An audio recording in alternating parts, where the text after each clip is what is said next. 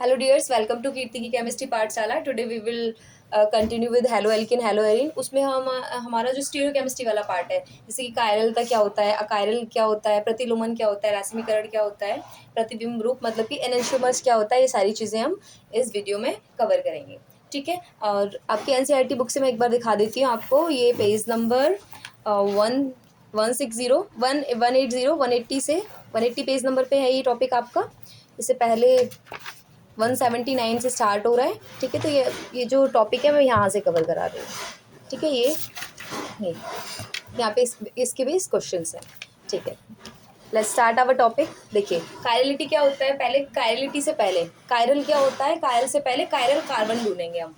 ठीक है, देखिए कायरल कार्बन क्या होता है। जैसे कि ये सी है मेरे पास, जैसे कार्बन है, कार्बन की वैलेंसी कितनी होती है, 4 होती है। 1 मतलब 4 बॉन्ड बनाता है ये, 1 2 3 4। देखिए कायरलिटी के लिए आपको ये चेक करना है कायरल कार्बन है या नहीं है किसी कंपाउंड में। तो उसके जो चारों बैलेंसी हैं, मतलब चारों बॉन्ड है कार्बन के, वो अलग अलग होने चाहिए। अगर वो अलग अलग है, देखिए यहाँ पे जैसे कि इसने जो कार्बन है हमारा, एक बॉन्ड कहाँ से बना रखा है, सी से बना रखा है, एक डी से बना रखा है, एक एक्स से बना रखा है, एक बी से बना रखा है, मतलब एक ग्रुप है। अभी मैंने ABCD आपको समझाने के लिए जनरल ले लिया है। ठीक है, तो ये चारों ग्रुप क्या है, अलग अलग है। तो इसे बोलेंगे कि ये क्या है, हमारा कायरल सेंटर है। ठीक है, ये क्या है, कायरल सेंटर है। तो ये क्या है हमारा, तो ये कार्बन कैसा हुआ, कायरल कार्बन है। ठीक है, ये कैसा है, कायरल है, कायरल। ठीक है, जो भी कायरल कार्बन होता है ना, वो ऑप्टिकल एक्टिव होता है। ठीक है, क्या होता है, ऑप्टिकल एक्टिव। ओके, तो आपको कायल कार्बन ढूंढना आ गया होगा, और जो भी कायल कार्बन होता है वो हमारा ऑप्टिकली एक्टिव होता है। ठीक है, अच्छा, अब ऑप्टिकली एक्टिव टर्म क्या होता है। देखिए ऑप्टिकल एक्टिव क्या होता है, जैसे कि इसे किसी एक निकोल प्रिज्म से क्या करते हैं, उस सॉल्यूशन को निकालते हैं जिस भी कंपाउंड में कायरल कार्बन प्रेजेंट होता है या नहीं होता है। ये पता लगाने के लिए कार्बन हमारा जो कंपाउंड है वो ऑप्टिकल एक्टिव है या नहीं है, उसके लिए क्या करेंगे, उसमें से लाइट को पास कराएंगे उस कंपाउंड में से। ठीक है, एक इंस्ट्रूमेंट होता है उसमें रख के। ठीक है, फिर क्या होगा, अगर हमारा कंपाउंड में कोई कायरल सेंटर है, तो वो क्या करेगा, लाइट को या तो लेफ्ट हैंड साइड में रोटेट करेगा या राइट हैंड साइड में रोटेट करेगा, अगर कायरल कार्बन प्रेजेंट है या नहीं है। अभी तो ये मैं कॉपी पे ड्रॉ करी तो आपको पता चल रहा है कि चारों जो ग्रुप है वो डिफरेंट है और इसलिए ये कायरल है। लेकिन हम सॉल्यूशन की, अगर हमें किसी चीज़ का मिक्सचर मिले, किसी कंपाउंड का या सॉल्यूशन मिले, तो उसमें तो हम नहीं फाइंड कर पाएंगे। तो उसको फाइंड करने के लिए क्या करता है, प्लेन पोलराइज लाइट डाली जाती है उस कंपाउंड से होकर, उसके कंपाउंड के सॉल्यूशन में से। तो वो क्या करता है, लाइट को लेफ्ट में या राइट में क्या कर दे, रोटेट कर दे। तो वो क्या है, हमारा कंपाउंड एक्टिव, वो क्या है, ऑप्टिकल एक्टिव है। ठीक है, अब देखिए तो कायरलिटी समझ में आई आपको, कायरलिटी क्या होती है, तो इस प्रोसेस को कायरलिटी कहते हैं। और यहाँ पे ये कायरल कार्बन हो गया। अब एक चीज़ समझिए, जैसे क्वेश्चन पे थोड़ा अप्लाई करके देखते हैं। जैसे कि ये ग्रुप हो गया, अब यहाँ पे कार्बन की पहले वैलेंसी चेक करेंगे, अगर ये कायरल कार्बन है या नहीं है। तो देखिए, एक जो बैलेंसी मतलब मैं बॉन्डिंग से बोलूँगी, एक बॉन्ड इसका हाइड्रोजन के साथ बना हुआ है, एक बॉन्ड CH3 के साथ बना हुआ है, एक Br के साथ बना हुआ है, और एक OH के साथ बना हुआ है। तो हमने देखा कि इस कार्बन की चारों बैलेंसी जो है वो डिफरेंट है। तो ये कैसा सेंटर हो गया, ये क्या हो गया, कायरल सेंटर हो गया। ठीक है, इस कंपाउंड में कायरलिटी है, इतना समझ में आया। अच्छा, ये वाला देखिए, जैसे किसको देखेंगे, अब ये देखते हैं, सभी को चेक करना पड़ेगा। तो कायरलिटी पर्टिकुलर एक कार्बन की होती है। अब पूरा कंपाउंड है, अब इसमें बहुत सारे कार्बन है, तो क्या सभी कायरल है, चेक करते हैं। यहाँ पे ये वाला जो कार्बन है उसकी 3 बॉन्डिंग हाइड्रोजन के साथ है, तो ये तो नहीं हो सकता है। कार्बन की तो चारों बैलेंसी अलग अलग होनी चाहिए ना, लेकिन देखिए यहाँ पे 3 बैलेंसी जो है वो हाइड्रोजन पूरी कर रहा है, तो यहाँ पे तो सेम हो गए, तीनों हाइड्रोजन सेम है, तो ये कायरल नहीं हो सकता है। ये वाला देखिए, यहाँ पे देखिए, एक ग्रुप ये हो गया इस कार्बन के लिए। ठीक है, और एक ग्रुप क्या हो गया इस वाले के लिए, Br हो गया। एक ग्रुप क्या हो गया, हाइड्रोजन हो गया, और एक ग्रुप ये पूरा हो गया। तो चारों ग्रुप अलग अलग है इस कार्बन के लिए। तो ये क्या है, यहाँ पे ये वाला जो हमारा कार्बन है वो क्या है, कायरल कार्बन है। ठीक है, इतनी बात समझ में आई। इसको चेक करो, यहाँ पे हाइड्रोजन की 2 वैलेंसी जो है वो कार्बन की जो 2 वैलेंसी है वो कौन कंप्लीट कर रहा है, हाइड्रोजन कंप्लीट कर रहा है। तो ये नहीं हो सकता, क्योंकि 2 हाइड्रोजन सेम हो जाएंगे। यहाँ पे 3, तो इनमें ये नहीं है। क्या इसमें से कौन सा वाला कायरल कार्बन है हमारा, ये वाला। ठीक है, आया समझ में, कोई दिक्कत यहाँ तक। अब ये कायरलिटी, अब इसमें भी कायरल कार्बन है, इसमें तो ये क्या हो गया हमारा ऑप्टिकल एक्टिव हो गया, है ना। अब इसी से ज्वाइंट एक चीज़ है, देखिए जैसे कि ये हमारा कंपाउंड है। अब जैसे मैंने यही ले लिया, अब मैं इसकी जैसे मैंने कंपाउंड ले लिया, जैसे यहाँ ले लेती हूँ, ये आपका एग्जाम्पल है एनसीईआरटी का ही, ठीक है।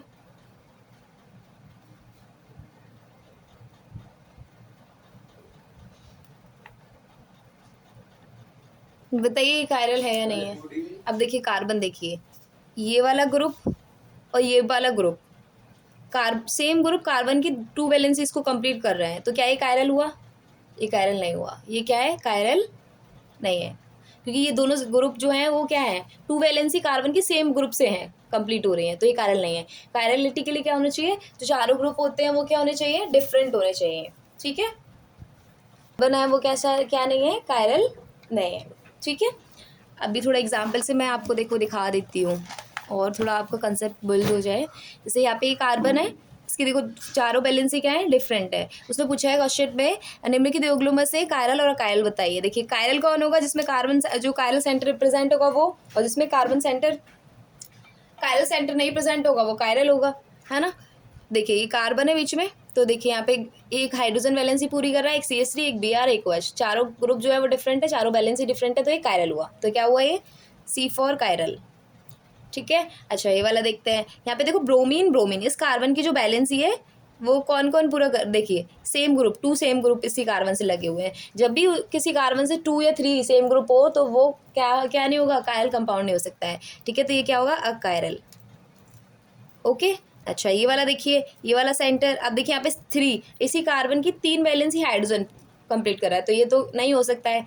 अब यहाँ पे चेक करेंगे, देखिए एक OH, H, एक ये ग्रुप कंसीडर होगा और ये पूरा ग्रुप कंसीडर होगा, क्योंकि बॉन्ड तो यहीं से स्टार्ट हुआ है ना, तो ये पूरा ग्रुप, तो इस ये वाले कार्बन की चारों वैलेंसी क्या है, डिफरेंट है, तो ये क्या होगा हमारा, ये वाला सेंटर जो होगा वो क्या होगा, इस कंपाउंड में कायरल प्रेजेंट है, तो ये हो गया हमारा कायरल कंपाउंड, ठीक है। और ये यहाँ पे देखेंगे, यहाँ पे CH2 होगा, यहाँ पे CH2 होगा, CH3, तो 2 कंपाउंड जो हाइड्रोजन है वो सेम है ना, तो यहाँ पे तो कोई कायरल कंपाउंड नहीं है। अब ये कायरल कंपाउंड होगा पूरा, एक भी अगर सेंटर है उसमें कायरल सेंटर है किसी कंपाउंड में तो वो कायरल होगा। अब यहाँ पे देखिए जैसे कि यहाँ पे देखिए CH3, तो ये तो नहीं होगा, यहाँ पे भी H2 होंगे, ये 2 H, तो ये भी 2 सेम हो जाएंगे, हाइड्रोजन कार्बन की वैलेंसी को जो पूरा करेंगे।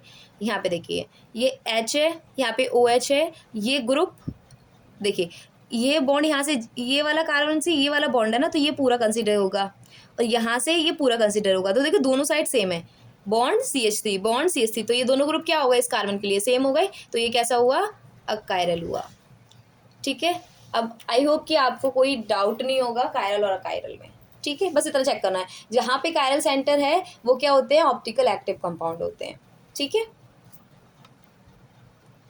अब हम क्या पढ़ेंगे, प्रतिबिंब रूप क्या होता है। अच्छा जैसे कि जैसे अभी मैं आपको नॉर्मल बताती हूँ, जैसे मेरे पास ये A लिखा है मैंने, ठीक है, ड्राइंग थोड़ी ख़राब है। अब इसका मैं इमेज बना देती हूँ यहाँ पे, जैसे ये मिरर है, तो इसकी इमेज कैसे बनेगी, ऐसे पलट के, तो ये कुछ इस टाइप से बनेगा,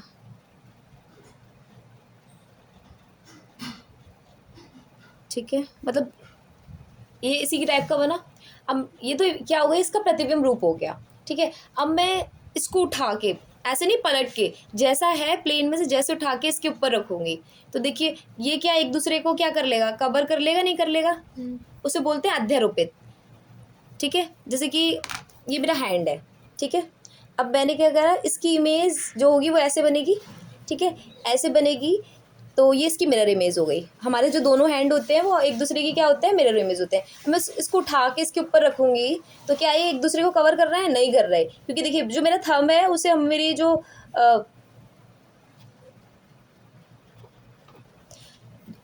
मेरा थंब है उसको, ये मेरी लिटिल फिंगर है वो देखो वो कवर कर रही है, और यहाँ पे ये वाले थंब इस लिटिल फिंगर को कवर कर रहा है, तो क्या एक दूसरे को प्रॉपरली कवर कर पा रहे हैं, नहीं कर पा रहे, तो मतलब ये एक दूसरे को क्या नहीं कर पा रहे हैं, मिरर इमेज थी पर, और उसको उठा के मैंने इसके ऊपर रखा, तो एक दूसरे को क्या नहीं कर पा रहे हैं, अध्यारोपित नहीं कर पा रहे हैं, मतलब उसको बोलते हैं सुपर इम्पोज। ठीक है, तो ये क्या नहीं हो रही है, सुपर इम्पोज नहीं कर रही है। सुपर इम्पोज मतलब वो जो भी मिरर इमेज बनी उसने उसको पूरी तरीके से क्या कर लिया, कवर कर लिया। तो ये जो मेरे हैंड हैं उनकी मिरर इमेज बनी, मैंने एक इस वाले हाथ को इसके ऊपर रखा तो एक दूसरे को कवर नहीं कर पा रहे हैं, तो मतलब क्या है इसका, ये अध्यारोपित नहीं है एक दूसरे पे। तो इस टाइप के जो कंपाउंड होते हैं जिनकी मिरर इमेज बन जाए और क्या करें, वो एक दूसरे को कवर ना करें, मतलब उठा के मैं उसके ऊपर रखूँ तो एक दूसरे को अध्यारोपित ना करें, तो उनको बोलते हैं एनेंशियोमर्स। क्या बोलते हैं, एनेंशियोमर्स। अब देखिए ये है, अब मैं इसके ऊपर से उठा के इसके ऊपर रखूँगी तो सब सारी चीज़ें सेम है, तो ये क्या कर जाएगा, सुपर इम्पोज कर जाएगा, सुपर इम्पोज मतलब अध्यारोपित हो जाएंगी। ठीक है, अध्यारोपित हो जाएगा, अध्यारोपित हो जाएंगी तो उसका मतलब क्या हुआ, ये दोनों चीज़ें सेम है, ये ए है तो ये भी ए है, और सेम है तो मतलब उसको बोलूँगी ये क्या है, समान है, आइडेंटिकल है। ठीक है, जैसे इसका नाम, जैसे कोई ऑब्जेक्ट है, इसका नाम मैंने एक्स दे दिया, इसकी इमेज बनाई और इसको इसकी इसी के ऊपर अध्यारोपित सुपर इम्पोज करके देखा तो वो हो गया, तो ये एक्स है तो ये भी एक्स है, मतलब ये दोनों जो हैं वो सेम है, तो ये आइडेंटिकल है, समान है। अब क्या हो, डिफरेंट हो। ठीक है, जैसे कि अब मैं आपको इसे डायरेक्ट एग्जाम्पल से समझाती हूँ। देखिए जैसे हमारे पास ये कोई मॉलिक्यूल है, ठीक है, अब मैं इसके मिरर मिरर इमेज बनाती हूँ ज़रा, जैसे मैंने इसकी मिरर इमेज बनाई, देखो क्या होगा, ये वाला ओ एच इधर आएगा। ठीक है, ये ओ एच की इमेज इधर होगी, मिरर के पास है तो ये इधर आ जाएगा, और ये जो वाला इधर पार्ट दिख रहा है वो इस साइड आ जाएगा। यहाँ तो कोई प्रॉब्लम,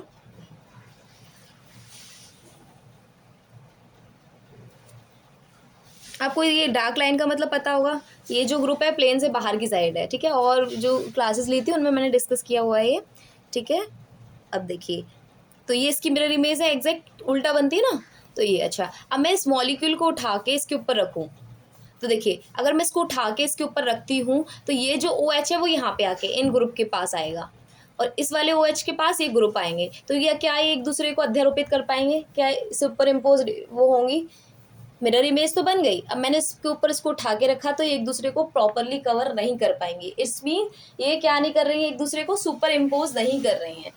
ठीक है, क्या नहीं कर रही है, super non super imposable images है, नॉन सुपर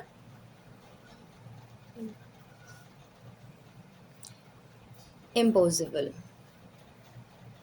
ठीक है, इमेज है, तो नहीं कर पा रही है, तो मतलब ये कंपाउंड जो है वो डिफरेंट है और ये कंपाउंड डिफरेंट है। इसको अगर मैं ए नाम देती हूँ तो ये मेरा कंपाउंड क्या है, बी है। ठीक है, हम क्यों क्यों पढ़ रहे हैं, इसका मीनिंग क्या है, देखिए जैसे कोई कंपाउंड होता है, जैसे था तो ये एक कंपाउंड, अब इसकी मिरर इमेज बनी तो देखो कंपाउंड की प्रॉपर्टी चेंज हो गई। जो मेडिसिन वगैरह होती है ना, कंपाउंड सेम, स्ट्रक्चर वगैरह सब कुछ सेम होता है। जैसे ये ए है, अगर ये अच्छा वर्क कर रहा है तो ये बी जो है वो क्या कहते हैं, वो कुछ अपोजिट, इसका अपोजिट वर्क करेगा। तो ये कितने कंपाउंड हो गए, एक ही कंपाउंड जैसे 2 कंपाउंड हो गए। ठीक है, पहले इस पर रिसर्च की गई थी, तो एक एक मेडिसिन थी जो देखा कि जैसे कंपाउंड सेम था, और जैसे कि ये इसका जैसे आर बोल दूं मैं इसको, तो ये एस है ना, तो उसका जो आर वाला कंपाउंड था वो अच्छे अच्छे अपने इफेक्ट दिखा रहा था एज अ मेडिसिन, लेकिन जो एस वाला था वो उसके अपोजिट नुकसान पहुंचा रहा था। तो ठीक है, ये कंपाउंड जो होते हैं, इसीलिए किसी भी मॉलिक्यूल का एनेंशियोमर है या नहीं है वो पता लगाना ज़रूरी होता है, क्योंकि उसके इम्पैक्ट जो है वो गलत भी हो सकते हैं और सही भी हो सकते हैं। अगर हमें पता चल जाए, तो जैसे एनेंशियोमर से हो सकता है एक अच्छा इफेक्ट दिखा रहा हो, उसका अपोजिट या बी दिखा रहा हो, तो एनेंशियोमर्स का मतलब ये होता है। तो ये हमारे पास कितने कंपाउंड हो गए, 2 डिफरेंट कंपाउंड्स हो गए। ठीक है, ये होता है एनेंशियोमर्स का मतलब। कंपाउंड एक था, मिरर इमेज बनी, सुपर इम्पोज नहीं कर रहे, तो मतलब ये ए है, इसका नाम क्या है, बी है। ओके, देखिए आप बुक में देख सकते हैं, जैसे ये है, तो यहाँ पे ये हैंड का इमेज बना बना हुआ है। तो यहाँ पे क्या है, लिटिल फिंगर, ये था, हम इसको ऊपर रखेंगे तो ये क्या कर रही है, अध्यारोपित नहीं कर रही है, अनअध्यारोपित है ये। ठीक है, हिंदी बोलते हैं अनअध्यारोपित। हमारे जो कायल कंपाउंड होता है वो कैसा होगा, आप ही बताइए। अब जैसे कि ये है हमारा कायल कंपाउंड, अगर मैं इसकी मिरर इमेज बनाती हूँ तो उल्टी बनेगी, और इसको उसके ऊपर रखूंगी तो क्या ये एक दूसरे को अध्यारोपित होगी, नहीं होगी। तो हमारे जो कहने का मतलब है, जो हमारे कायल कार्बन होते हैं उनकी जो अगर हम उनको देखेंगे तो वो एनंशियोमर्स होते हैं, क्योंकि उनकी मिरर इमेज बनाएंगे वो एक दूसरे को अध्यारोपित सुपर इम्पोज कर ही नहीं पाएंगी। तो कायल कार्बन क्या होते हैं, हमारे अध्यारोपित कार्बन होते हैं, ठीक है, अध्यारोपित कंपाउंड होते हैं। अब देखिए यहाँ पे जैसे हमारा ये ऐसे क्या है, फुट है, देखिए तो ये इसको मैं इसके ऊपर उठाऊंगी, उठा के रखूंगी, ये इमेज बनी, उठा के रखूंगी तो एक दूसरे को क्या नहीं कर पाएंगे, प्रॉपर्ली कवर नहीं कर पाएंगे, मतलब कि अनअध्यारोपित इमेज है। अब ये अध्यारोपित कैसे होती है, अब देखिए इसकी इमेज बनाई, अब इसको ऊपर उठा के इसके रखूंगी तो सारी चीज़ें सेम है, ठीक है। तो ये क्या है, ये किस टाइप के हैं, ये हमारी किस टाइप के अध्यारोपित है, इनकी मिरर इमेज बनी और एक दूसरे कवर करे, तो इसका मतलब ये दोनों सेम है, सेम वर्क करेंगे। बट यहाँ पे मिरर है तो सेम, मिरर इमेज बनी, तो ये कंपाउंड अगर एक दूसरे को अध्यारोपित नहीं कर रहे हैं, ठीक है, अनअध्यारोपित है, नॉट सुपर इम्पोजिबल है, तो ये अलग फंक्शन करेगा और ये अलग फंक्शन करेगा केमिस्ट्री में, ठीक है। मेडिसिन में इनका बहुत ज़्यादा रोल रहता है। तो दोनों कंपाउंड क्या होंगे, ये इन दोनों को मैं अलग बोलूँगी अगर केमिस्ट्री की लैंग्वेज में बोलूँगी तो, ठीक है। ये ए है तो ये बी होगा, ओके। तो ये हमारे क्या होते हैं, एनेंशियोमर्स होते हैं। आई होप कि आपको समझ में आया होगा। तो हम क्या कवर कर चुके हैं, कायरलिटी हो गया हमारा, कायरल समझ में आ गया, कायरल कार्बन क्या होता है, ठीक है। इसी से हमें समझ, प्रतिबिंब रूप समझ में आ गया, प्रतिबिंब रूप क्या होता है, कायरलिटी में कायरल होता है, एक अकायरल होता है, ठीक है। तो वो चीज़ समझ में आ गई। और कायरलिटी में क्या है, हमारा जो कायरल कार्बन होता है वो ऑप्टिकल एक्टिव होता है, ठीक है। अच्छा, ये समझ आया। अब हम क्या पढ़ने वाले हैं, प्रतिलोमन क्या होता है, रैसिमीकरण क्या होता है। देखिए हमने SN1 SN2 रिएक्शन पढ़ी थी, उसमें हमने ये वाला टर्म यूज़ किया था कि प्रतिलोमन क्या होता है, रैसिमीकरण क्या होता है। प्रतिलोमन, देखिए प्रतिलोमन क्या होता है, प्रतिलोमन जो हमारा प्रोडक्ट था वो हमारा बन रहा था SN2 रिएक्शन में, ठीक है। अब देखिए जैसे हमारा ये क्या है, एल्किल हैलाइड है और उस पर कोई न्यूक्लियोफाइल अटैक करने आ रहा है, तो किस टाइप से थी हमारी SN2 रिएक्शन, हाँ, एक ट्रांजिशन स्टेट बन रही थी जहाँ से लिविंग ग्रुप निकल रहा है। जैसे लिविंग ग्रुप क्या हो रहा है, यहाँ से निकल रहा है, ठीक है, और न्यूक्लियोफाइल क्या आ रहा था, पीछे से अटैक करने आ रहा था। ये यहाँ पे ये क्या हो रहा है, बॉन्ड का फॉर्मेशन हो रहा है और ये बॉन्ड का ब्रेक हो रहा है। ये जो स्टेट थी उसको हम ट्रांजिशन स्टेट बोल रहे थे। तो हमारा जो फाइनल प्रोडक्ट बनेगा वो क्या आएगा, न्यूक्लियोफाइल और R और ये प्लस X। तो देखिए जहाँ से हमारा जिस साइड से, जैसे कि मैं थोड़ा जी, जैसे लेफ्ट है ये राइट है, तो राइट साइड से क्या हुआ है, हमारा लिविंग ग्रुप निकला है, और हमारा जो ये तो लेफ्ट, ये राइट साइड से निकला है लिविंग ग्रुप, और लेफ्ट साइड पे आके क्या लग गया है, हमारा जो न्यूक्लियोफाइल है उसने अटैक कर दिया है। तो जिस साइड से लिविंग ग्रुप निकले उसके अपोजिट साइड से अटैक हो, तो ये क्या हुआ, इन्वर्ट हो गया ना, उल्टा बना, उल्टी साइड से आया है ये, जिस साइड से निकला उसके अपोजिट साइड से, तो इसीलिए बोलते हैं इन्वर्जन मतलब होता है उल्टा, प्रतिलोमन मतलब होता है उल्टा। तो ये क्या होगा, जिस साइड से लिविंग ग्रुप निकला है उसकी दूसरी वाली साइड से आया है, तो इस टाइप का जो प्रोडक्ट होता है उसको क्या बोलते हैं, प्रतिलोमन, ठीक है। किस किस टाइप का प्रोडक्ट मिला है हमें, इन्वर्ट प्रोडक्ट मिला है। इतनी बात आपको समझ में आई, प्रतिलोमन क्या होता है समझ में आ गया, ठीक है। रेसिमाइजेशन, रेसिमीकरण क्या होता है, ये हमने SN1 रिएक्शन में पढ़ा था। क्या हो रहा था, हमारा न्यूक्लियोफाइल था, ठीक है, और हमारा हमारा एल्किल हाइड्राइड था, उस पर न्यूक्लियोफाइल अटैक करने आ रहा था, और हमारा जो प्रोडक्ट फॉर्मेशन हो रहा था वो क्या हो रहा था, R न्यूक्लियोफाइल, ठीक है, और X नेगेटिव, ठीक है। लेकिन ना यहाँ पे अब देखिए थोड़ा समझाती हूँ, पहले कार्बोकेटाइन का फॉर्मेशन होता है, ठीक है, कार्बोकेटाइन का फॉर्मेशन होता है, तो पहले फर्स्ट स्टेप में क्या होता है, हमारा क्या होता है, ये लिविंग ग्रुप निकलता है, तो यहाँ पे क्या बनता है, कार्बोकेटाइन का फॉर्मेशन होता है। सपोज R की जगह मैंने क्या ले लिया, CCS3 CH3 एंड CS3, ठीक है। तो यहाँ पे क्या होता है, कार्बोकेटाइन का फॉर्मेशन हो गया, फर्स्ट स्टेप हमारा ये था, ठीक है। सेकेंड स्टेप क्या था, स्लो स्टेप होता है और रेट डिटरमिनिंग स्टेप होता है। अब देखिए फर्स्ट ये जैसे हमारा कार्बोकेटाइन बन गया, तो सेकंड स्टेप में क्या था, सेकंड स्टेप न्यूक्लियोफाइल अटैक था, ठीक है, न्यूक्लियोफाइल अटैक था। तो अब हमारा न्यूक्लियोफाइल जो है, हमारा जो न्यूक्लियोफाइल है उसके पास 2 पॉसिबिलिटी है, इधर से आए और इधर से आए, ठीक है, 2 पॉसिबिलिटी है। तो एक हमारा जो कंपाउंड बनता है न्यूक्लियोसाइड इस साइड लग जाता है,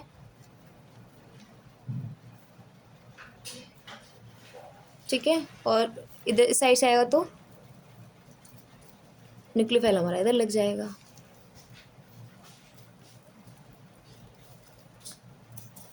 देखिए क्या ये मैं इनको एनेंशियोमर्स बोल सकती हूँ, जैसे इसकी मिरर इमेज ये है, अगर मैं यहाँ पे बीच में रख दूँ तो इसकी मिरर इमेज है, ये CH3 इधर है तो इधर है, ये सारी चीज़ न्यूक्लियोफाइल इधर है तो इधर है, ठीक है। तो देखिए ये क्या है, इसकी मिरर इमेज है। अब मैं इसको उठा के इसके ऊपर रखूँगी तो क्या ये इसको कवर कर पाएगी, नहीं कर पाएगी। तो ये दोनों आपस में क्या होते हैं, 50% हमें ये मिलता है जिसको मैं A बोल दूँ, और 50% हमें ये मिलता है जिसे मैं B बोल दूँ, ठीक है। और ये आपस में क्या है, अध्यारोपित नहीं कर रहे हैं, क्या सुपर इम्पोज नहीं करेंगे तो ये क्या है, सुपर इम्पोज नहीं करेंगे तो ये एनेंशियोमर्स हैं, क्या है, एक दूसरे के प्रतिबिंब रूप है। ठीक है, ये क्या है, एनेंशियोमर्स है। ठीक है, ये हमारे क्या है, एनेंशियोमर्स है। तो ये डिफरेंट होता है, ये डिफरेंट होता है। ओके, एनेंशियोमर्स समझ में आया। तो जब हम किसी भी रिएक्शन में हमें 50-50% सेम कंपाउंड मिले, सेम कंपाउंड तो नहीं कहेंगे, ये अलग, इसका अलग प्रॉपर्टीज है, इसका अलग प्रॉपर्टीज है, मतलब कि एक ऐसा कंपाउंड मिले जिसकी मिरर इमेज तो ऊपर एक दूसरे पे क्या ना करें, सुपर इम्पोज, अध्यारोपित ना करें, तो वो क्या होते हैं, एनेंशियोमर्स होते हैं। ठीक है, तो इस टाइप का जो मिक्सचर मिले उसको बोलते हैं रैसिमिक मिक्सचर। तो ये होता है रैसिमीकरण।